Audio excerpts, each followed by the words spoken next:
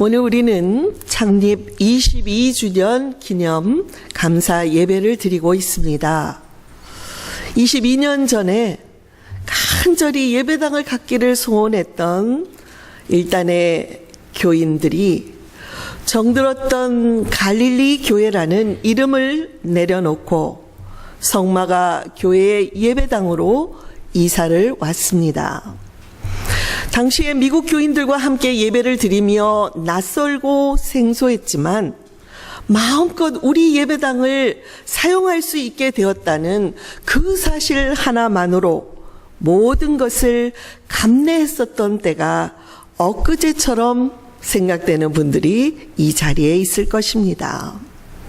그 후 22년의 세월이 흐르면서 즐거웠던 일, 기뻤던 일들도 많았지만 돌이켜보면 힘들고 어려웠던 일들이 더 많았던 것만 같습니다.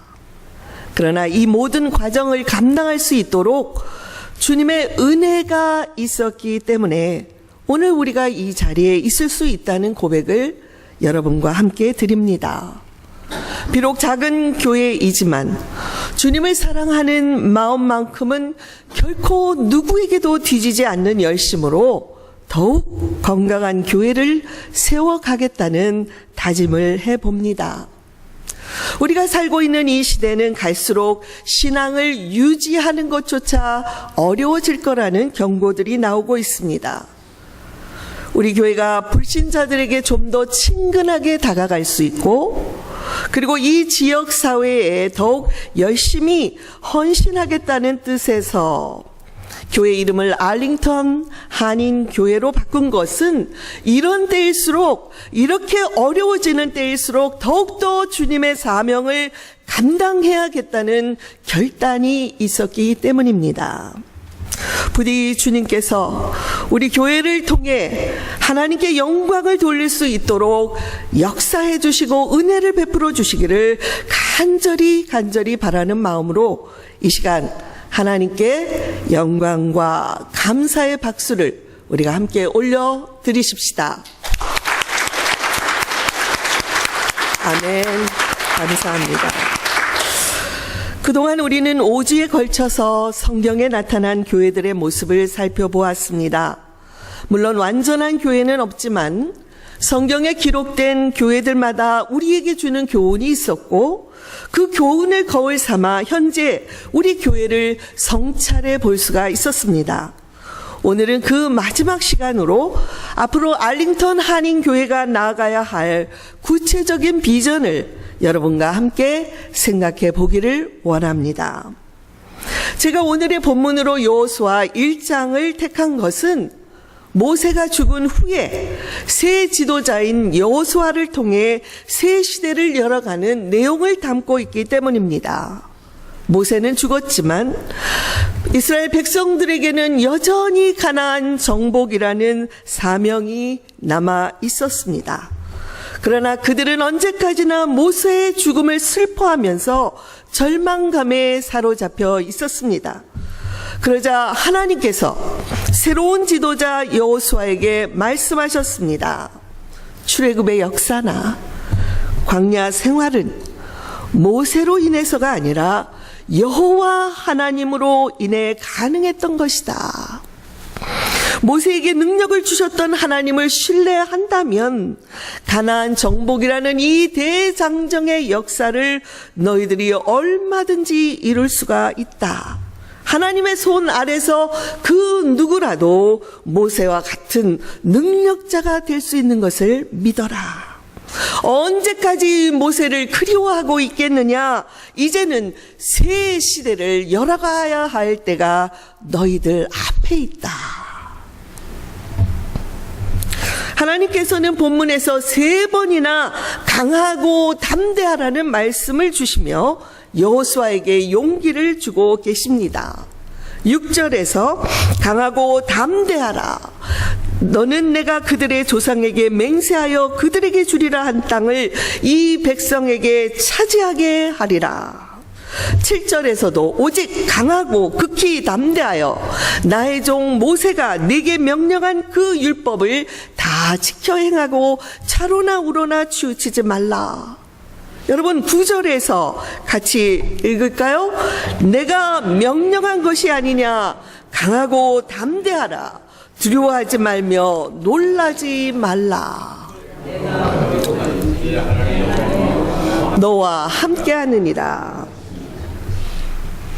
저는 성마가 연합감리교회의 시대를 끝내고 알링턴 한인교회로서 새 출발하는 우리에게도 여호수아에게 주셨던 하나님의 이 격려의 말씀이 동일하게 필요하다는 생각을 했습니다.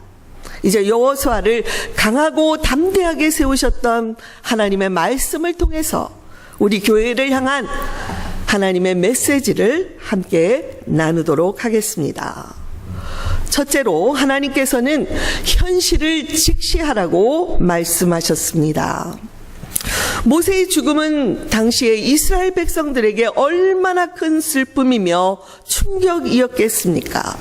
그러나 하나님께서는 이스라엘 백성과 여호수아를 향해서 모세는 죽었다. 이제부터 그 현실을 직시하라 말씀하셨습니다. 모세는 애굽의 왕자로서 당대 최고의 왕실 교육을 받았습니다. 하나님으로부터 이스라엘 백성을 가나안으로 이끌어 가라는 사명을 받고 10가지 재앙을 통해 애굽의 바로 왕의 무릎을 꿇게 한 사람이었습니다. 그리고 이스라엘 백성들을 애굽에서 이끌어내어 가나안으로 행군해 가는 길에 홍해가 가로막자 그는 지팡이를 든 손을 바다를 향해 들었고 그로 인해 홍해가 갈라지는 역사가 나타났습니다. 광야에서 목말라 하는 백성들을 위해서 바위를 치자 반석에서 물이 솟아나 목마름을 해소했습니다.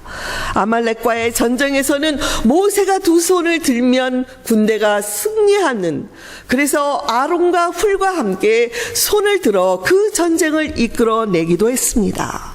정말 모세의 인생은 하나님께서 베푸신 기적들로 가득 찬 인생이었습니다. 뿐만 아니라 광야 40년 동안 율법을 받았고 성막을 건축했고 무엇보다 하나님과 백성들 사이에 제사장으로서의 역할을 충실하게 감당했습니다. 그런데 여러분, 이토록 위대한 지도자 모세가 때가 이르니 죽었습니다. 신명기 33장 7절에 보면 모세가 죽을 때 120세였으나 그의 눈이 흐리지 않았고 기력이 쇠하지 않았다고 말씀했습니다. 그가 이렇게 건강했기 때문에 백성들은 모세가 그렇게 빨리 죽을 것이라는 생각을 하지 못했습니다. 그러나 하나님의 생각은 인간의 생각과 달랐습니다. 모세는 눈앞의 가나안을 멀리서 바라보는 것으로 만족해야 했습니다. 이것이 바로 인간의 현실입니다. 아무리 대단한 능력자라도 하나님께서 이제 되었다, 돌아오라 하면 모든 것을 다 내려놓고 이 세상을 떠나는 것이 바로 우리 인간들의 모습입니다. 인간은 유한하지만 하나님은 무한하신 분입니다. 그러므로 우리는 하나님께서 우리를 쓰시고자 할 때에 무조건 충성하는 것이 중요합니다. 기회는 항상 있는 것이 아니기 때문입니다. 오늘 우리 교회가 처한 현실은 무엇입니까? 여러 가지 어려움이 앞에 놓여 있는 것은 저나 여러분이나 다 잘 알고 있습니다. 그러나 중요한 것은 주님께서 알링턴 한인교회로서 새로운 시대를 열어가도록 허락하셨다는 것입니다. 이것은 주님께서 아직까지 우리 교회를 향한 사명을 거두지 않으셨다는 것을 의미합니다. 그러므로 우리는 이 기회를 놓치지 말고 열심히 충성을 다해야 하는 것입니다. 둘째는 하나님께서 여호수아의 사명을 재확인해 주셨습니다.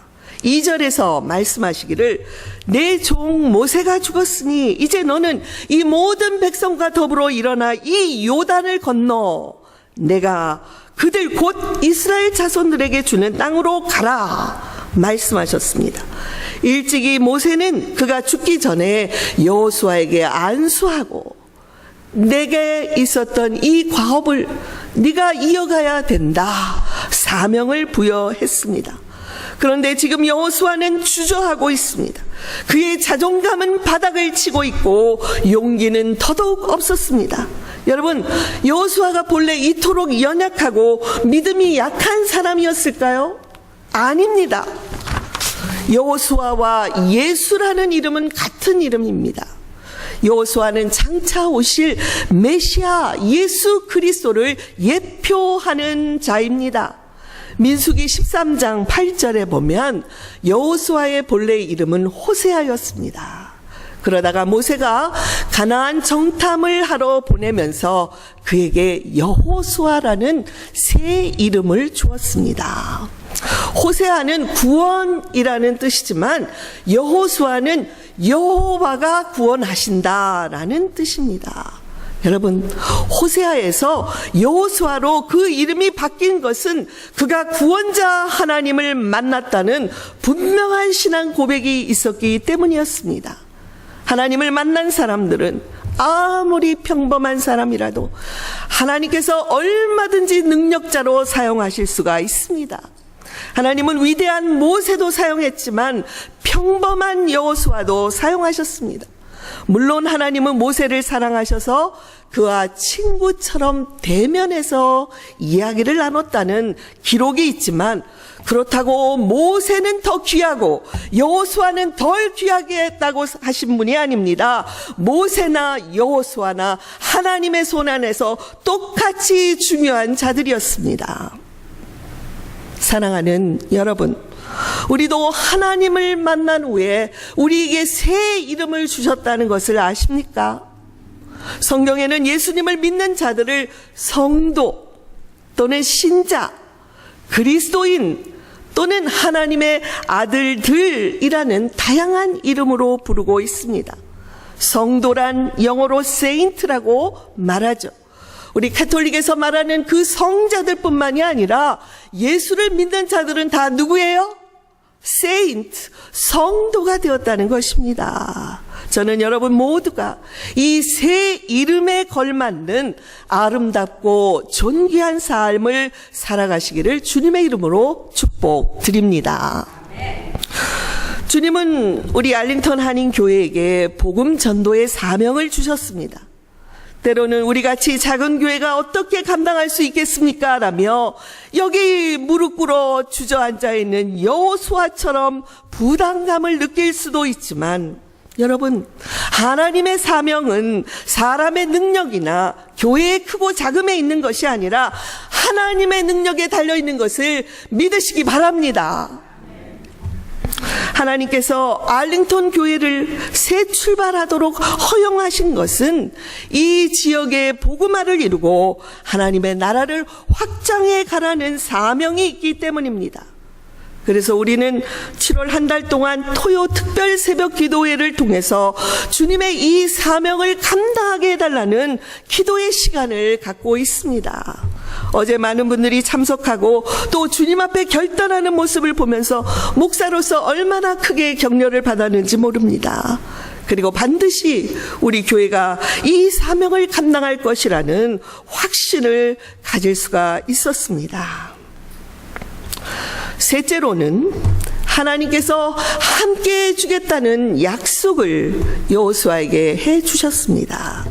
하나님은 3절에서 내가 모세와 함께 있었던 것처럼, 죄송합니다. 3절의 말씀 같이 읽어볼까요? 내가 모세에게 말한 바와 같이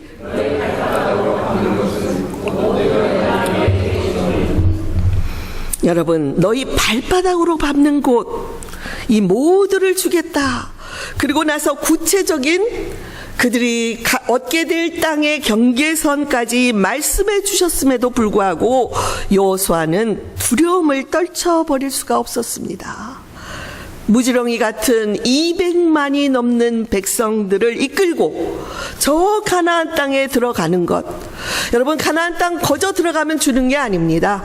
그 땅에 이미 살고 있는 자들과 전쟁을 통해 이겨서 그 땅을 정복해야 한다는 것이 그에게는 너무나도 부담스러웠던 것입니다.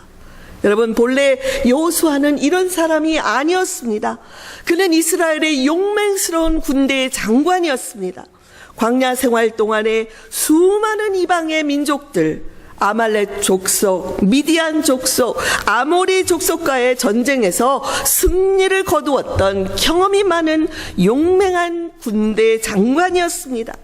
모세가 가나안으로 보냈던 12명의 정탐꾼 중에 한 사람이었고 10명의 정탐꾼들은 돌아와서 가나안 사람들에 비하면 우리는 메뚜기와 같다는 그런 부정적인 보고를 했지만 여호수아와 갈렙만큼은 하나님이 함께 하시면 그들은 우리의 밥이다라는 보고를 한 자였습니다.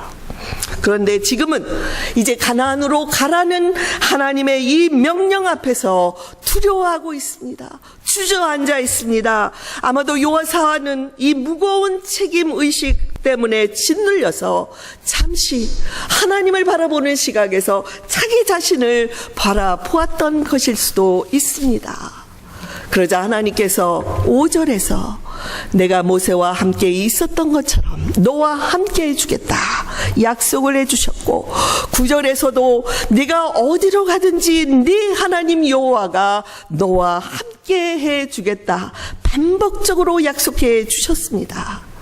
여러분, 하나님께서 함께 해주겠다는 이 약속보다 더 든든하고 더 용기를 주는 말씀이 어디에 있겠습니까? 그 결과 여호수아는 다시 일어나 백성들을 모으고 가나안으로의 행군을 다시 시작할 수가 있었습니다. 이제 마지막으로 하나님의 말씀에 순종하는 것이 형통하는 길이라고 가르쳐 주셨습니다. 8절에서 하나님은 이 율법책을 내 입에서 떠나지 말게 하며 주야로 그것을 묵상하여 지키게 하라고 명령하셨습니다.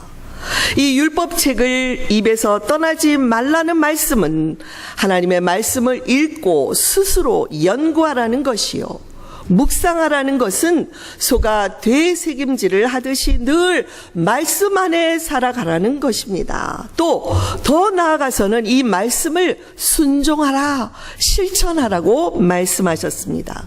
여호수아는 가나안 정복이라는 이 사명을 감당하기 위해서 군대를 재정비해야 했고 군사 전략회의도 소집해서 이 전략을 세워야 하는 것이 급했지만 그보다 더 급한 것, 그보다 더 중요한 것은 하나님의 말씀을 읽고 순종하는 것이라는 강조를 하신 것입니다.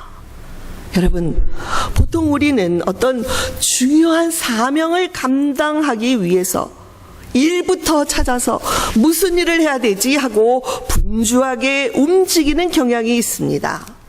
그러나 하나님은 먼저 말씀 속에서 하나님의 뜻을 찾고 지혜를 얻은 후에 그때 움직여도 늦지 않는다는 말씀을 하고 있습니다. 그러면 너희가 어디로 가든지 형통하게 될 것이라는 약속을 주셨습니다. 저는 이 말씀이 이제 새 출발을 한 알링턴 한인교회 위에 꼭 필요한 것이라고 생각을 합니다. 그래서 지금까지 성경 속의 교회들을 묵상하며 주님의 뜻을 찾고 있는 것입니다. 여러분, 앞으로 우리 교회가 무엇을 하든지 형통하기를 원하십니까? 그렇다면 말씀을 읽으십시오. 말씀 속에서 주의 뜻을 찾으십시오. 먼저 말씀이 여러분들 안에서 살아나야 우리가 형통할 수가 있습니다. 아멘.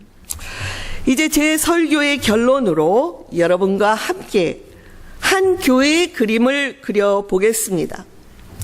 저는 이 교회가 살아계신 하나님의 집으로 세워져 가기를 기도하고 있습니다. 이 집은 따뜻하고 사랑이 넘쳐서 누구든지 이 집에 들어오기만 하면 아늑하고 편안함을 누릴 수 있는 그런 집입니다. 여러분, 그런데 이 집의 기초는 예수 그리스도입니다. 이 집의 구성원들은 예수 그리스도를 믿는 믿음을 공유하면서 한 가족이 되는 것입니다. 이 집에는 지붕을 받쳐주는 2개의 기둥이 있습니다. 기둥 중에 하나는 하나님의 말씀입니다. 교회는 말씀의 진리 위에 세워진 공동체입니다. 이 세상의 어떤 지혜의 책보다 성경 66권을 통해 세상을 살아가는 지혜, 세상을 변화시키는 지혜를 얻을 수가 있습니다. 그래서 교회는 말씀 사역이 중요합니다. 체계적인 성경 공부와 제자 훈련을 통해 성숙한 성도로 자라가는 것이 우리 교회의 비전이 되어야 합니다. 저는 오늘날 하나님께 드리는 예배가 너무나 목사들의 설교에 의존하는 경향이 있다고 생각을 하며 이것이 개선되어야 한다는 생각을 갖고 있습니다. 물론 설교가 중요하고 예배의 중심이 설교에 있다는 것을 알지만 다른 모든 순서들을 통해서도 하나님을 만나고 경험해야 하는 것입니다.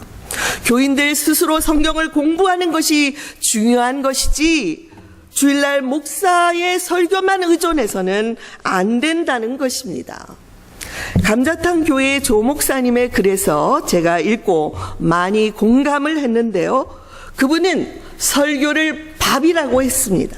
매일같이 식탁에 밥이 올라오지만 여러분, 왜 오늘도 또 밥이야? 왜 오늘도 또 밥이야? 하며 불평하는 사람들은 없을 것입니다. 밥을 안 줘서 문제지. 목사들의 설교도 교인들에게 먹이는 밥과 같다는 것입니다. 예수님은 나는 하늘에서 내려온 생명의 떡이다 라고 말씀하셨습니다. 목사들이 설교 시간에 예수 그리스도를 전하면 그것이 곧 성도들에게 생명의 양식이 되는 것입니다. 여러분, 저는 이 하나님의 집에서 가족들을 위해 열심히 밥을 지을 것입니다. 부디 우리가 모일 때마다 주님께서 풍성한 생명의 양식을 우리에게 배불리 먹여주시기를 바랍니다. 또 하나의 기둥은 미션입니다.